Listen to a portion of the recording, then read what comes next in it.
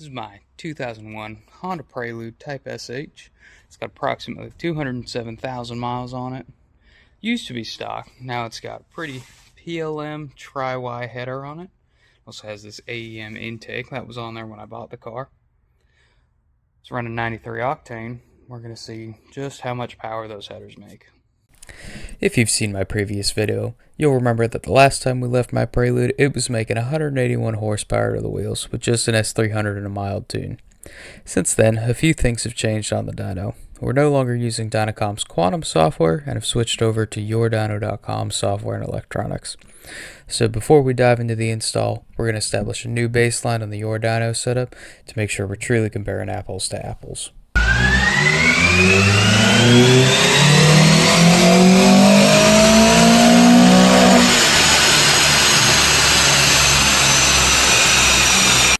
Perfect. The Lude is still making 181 horsepower and 155 foot-pounds of torque. Do note, I ran this multiple times and got very consistent results. Here's the old Honda header that's removed. It comes from the factory from Honda on the SH variations. I don't know if it does that on the base models too, but it's a pretty good design, tubular, nice length on them. Not as long as the new PLM, but still a decent length. In the process, we also removed a notable restriction. I had a flex pipe break once upon a time and had this welded in by another shop, and this restriction got welded in as well. It's not ideal. Now, let's talk headers. I decided to go with the PLM Tri-Y V2 for the H22. Right off the head, the stock header measures 40 millimeters, while the PLM starts at 45. As the runners progress, they step up to 50 millimeters. That step creates a small pocket of turbulent air, reducing the exhaust pulses back into the combustion chamber. At the collector, the PLM is a full half-inch larger than stock, maximizing exhaust flow.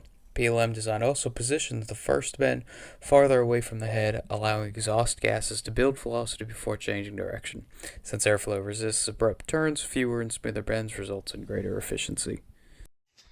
If you're looking to install the PLM header on your Honda Prelude, some modification is necessary to get it to work. It does not end at the catalytic converter. It ends a couple inches prior, so you're going to need to fabricate something to either connect it up to your catalytic converter or connect it up to your resonator like I did. All I've done is I've taken a 2.5 inch header collector. It's 2.5 to 2.25. I have a piece of 2.25 pipe all the way back to a 2.25 to 2 inch reducer to my resonator. We had to modify the existing exhaust a little bit. Used a screw clamp to hold it down. The new header sits noticeably lower, so to get everything to line up, it's got to come down a bit. In an ideal world, this would be a full custom exhaust all the way back, but I'm cheap and I'm not doing that. You also have to notch the cross member. And I hear you asking now, OB1, are you going to fix all those oil leaks while you're under there? Anyway, you don't have to take too much out of the cross member. All we had to do was cut back where they've seam welded it, and then we went ahead, painted over it, and we also welded the seam back together right there. And I'm going to be making two pulls, one without touching the tune at all, just to see what happens, and the other after adjusting the fuel and spark. Both are being performed on the same day, same dyno, same weather conditions. The Lude is running 93 octane, coolant temp of about 180 degrees, and an intake air temp of about 110.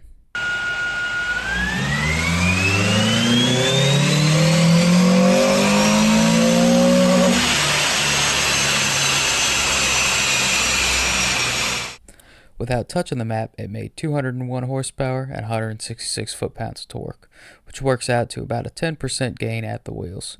I ended the pull a little early since the AFR started creeping into the 13.5 range, which is leaner than I'm comfortable with. For a naturally aspirated setup, I like to see around a 12.3, 12.4 at wide open throttle.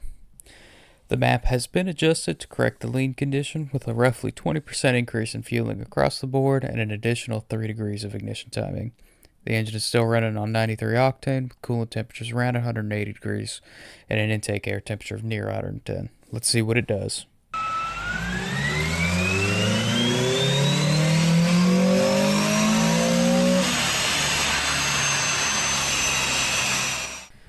After some testing and tuning, my Honda Prelude now makes 206 horsepower and 164 foot-pounds of torque, a 13% increase over stock while maintaining a safe AFR. The gains are clear across the entire RPM range, with the aftermarket header outperforming the stock unit everywhere, especially near peak power around 7,000 RPM. Overall, the car feels noticeably quicker, with sharper throttle response and a more enjoyable driving experience.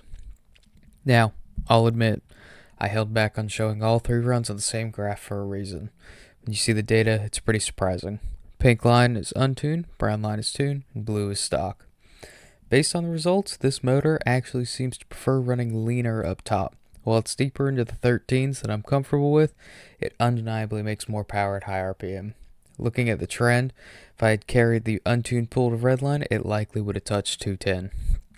That said, this is not a recommendation to lean out your Honda just to chase a few extra horsepower.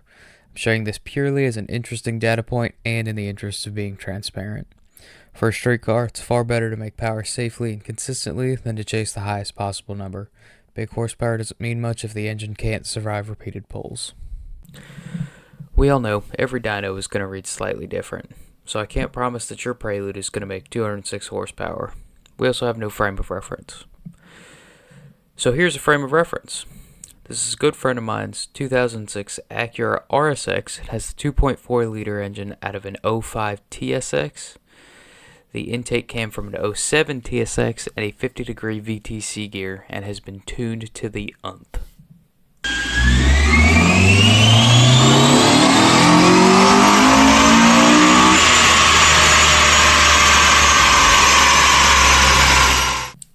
The RSX made a strong 228 horsepower and absolutely walks my Prelude everywhere. Now, why would I show a clearly superior car as a comparison? Because there are K24s all over the wide web. Again, every dyno is going to read differently. What matters is the comparison between 2 datasets. That's what will really tell you what's faster. For anyone interested, here's the full cost breakdown behind the 13% power increase. PLM header cost $475. It was on sale at this time of writing. Regular price is $570. The header collector came from Summit Racing for $19.99. Clamps, reducer, and 2¼ inch pipe were purchased from Amazon. Pipe was $31.88 for a 45-inch section, though I only needed about 22 inches. A 2-pack of clamps cost $13.99. I used 3 total, but I had 1 left over from a previous project. The reducer was $6.99.